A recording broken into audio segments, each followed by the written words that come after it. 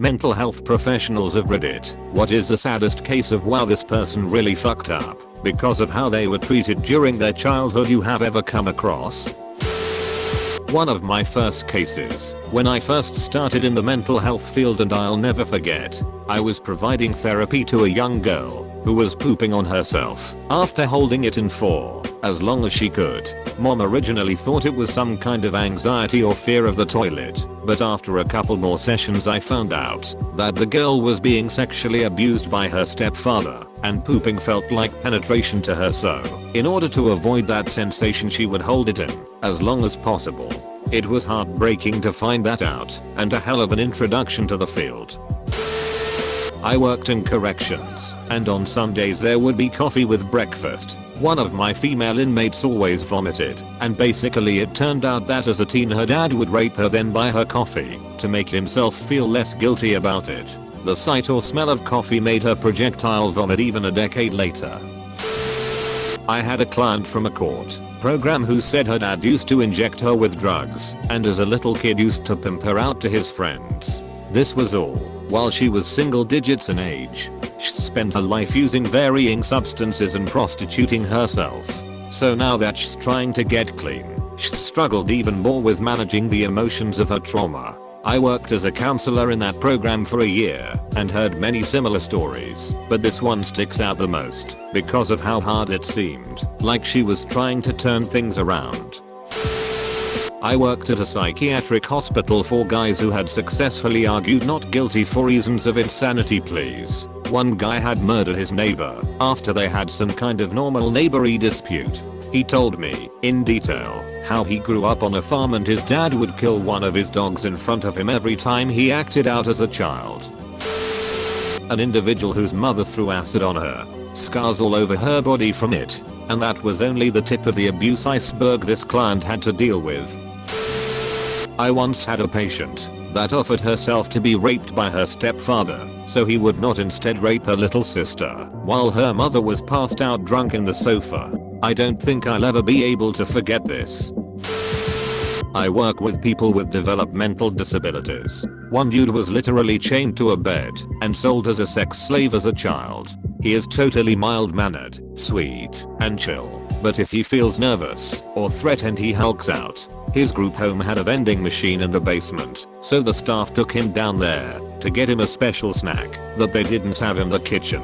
Being in the poorly lit basement sent him into PTSD hell, and he knocked that thing right over. Another time he was sitting on his bed, and staff was trying to put his shirt on him. The staff sort of hoisted himself up by putting his foot on the guy's bed, making himself loom over the client. Staff got his rib broken with a kick. Everyone's learned to be more cognizant of possible triggers, but you always have to be wary of setting off an episode. No one blames him though, and he is always so apologetic afterward, almost heartbreakingly so. So many parents seem to think their divorce doesn't affect their kids. Can't go into specifics, but one kid ended up with conversion disorder because their parents' divorce was so horrendous. Parents, don't drag your kids into your mess. Keep it civil. Don't let kids witness the nasty, drawn out stuff. They are not pawns in your chess battle with your ex. They are your children, and you will give them lifelong issues if you treat them as points to be won.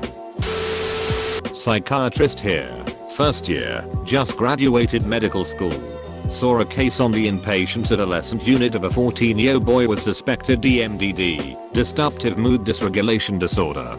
He was admitted after blowing out of his most recent foster placement. In a fit of rage he broke TVs, tables, walls. He attacked the police officers called to the house, biting and scratching at them. He sounded like an overall piece of S***T, bratty kid. Come to learn he was born with NAS, neonatal abstinence syndrome, to a mother abusing fourth, and inhaled heroin during all 3 trimesters. He was born in acute opiate withdrawal requiring methadone replacement therapy for the first year of infancy. Fast forward 14 years with that baseline level of neurologic functioning, and you get a kid who seemingly explodes for no reason, when in reality his prefrontal cortex is years behind, causing his impulsivity to be almost unrestrained. Sad case. Cool kid though. He kicked my ass in Smash 4 Wii most days. I've been working at a mental health facility for about 30 years now, and I once was counseling a man who was held down and tickled for minutes upon minutes. The man now has a paranoia of tank tops and shorts because he believes it leaves him vulnerable. I had a patient whose mom pulled her out of school due to anxiety and bullying, and then just didn't seek help. She kept her at home not talking to anyone for 4 years. Now she is an adult and incapable of looking anyone in the eye. I'm a trained counselor and worked in a place for youth who sexually harm others. Most of these young people have experienced sexual abuse themselves at a very young age, ranging from severe neglect, crying as a baby for hours, and not being changed, to seeing a father figure forcing lewd acts on the mother to incest. It was difficult hearing about their history. One particular case stands out. He was still a kid when he got sexually abused by an older man. The man stayed in the house with his family because he was a family friend. The boy was often in his room and even sleeping overnight. The parents didn't say anything while the abuse continued. He was wrongfully taught abuse equals love. So when he started liking other kids, he did what he knew from his own sad experiences.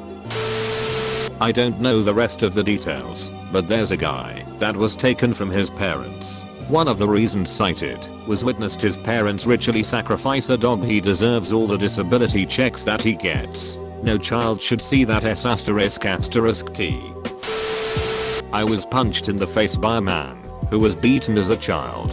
His dad would make him and his mom crawl on all fours in the backyard like dogs and beat them. His dad would force him to watch his dad perform sexual acts on his mother.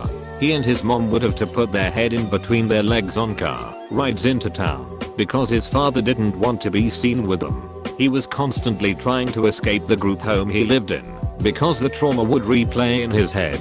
I've never felt so much love toward someone who is abusive, but he really had a heart of gold when he wasn't in PTSD mode. When he punched me in the face, it was like he was seeing a different face on me. He did it then just stared at me as if he didn't know what he had just done. I'm a licensed social worker and I work at a psych hospital. The saddest stories are the kids who have had a suicide attempt at such young ages. As others who work in this field have mentioned, it's typically some sort of trauma and lack of supports in place. Several health organizations did a research study on adverse childhood events and how it affected the health of an individual long term. The study was interesting because it showed that childhood trauma can directly correlate to earlier death in individuals. You can find the questions online with the power of Google for anyone who is interested. Worked in med-surg, but had a guy in his 20s who had a lot of mental health problems and physical problems. FHE was a paraplegic with large open bed sores on his bottom, with schizophrenia and bipolar. He threw trays at us, once ripped the call light out of the wall and hit another nurse with it. He would freak out and try to climb out of bed if we shut the door. Finally got the backstory. His mom and older sister kept him locked in a closet and only took him out to molest him. So he lived in a closet for half his life until finally CPS was notified. He was in custody of the state and his bed sore started bleeding heavily. Doctors would not order blood transfusions. He died in the hospital crying, holding my coworker's hand, asking if he was going to heaven. Such bad circumstances. Prenatal exposure to alcohol and or drugs. Born premature head injury as a baby due to parental neglect. This person was not even 6 months old and the future was so grim. Clinical psychologist here. It would indeed be unethical to describe details here. However, what gets me the most sad are the tales of childhood sexual abuse. As adults, these souls are still wrestling with a myriad of self-esteem related traumas. Child abuse crosses an ocean of time to steal the joy from even the simplest of daily life moments and activities. If anyone out there reads this, please reach out and get some help. With quality therapy you can reclaim your personal power and begin to thrive. I know this will be buried, but thank you to mental health professionals, you saved my life. Had to spend the longest week of my life in a suicide-proof cell. It was the worst thing I've ever experienced, but that was because of the self-reflection. You are saints, and you deserve far more recognition for the work you do. I'm sorry to the police, EMTs, and nurses that had to deal with me, and yet you helped me get to where I can at least just be. Thank you. More than once I have met someone who was sold by a parent for drugs. You can genuinely feel your heart break when you hear that out loud.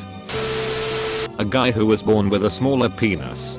Doctors decided to remove the testicles and have him raised as a girl. It wasn't a hermaphrodite case. They just decided without running any tests or anything. Latin America 40 years ago. His name was changed to a female name. He was raised as a girl and forced to pee sitting down and punished whenever he peed standing up.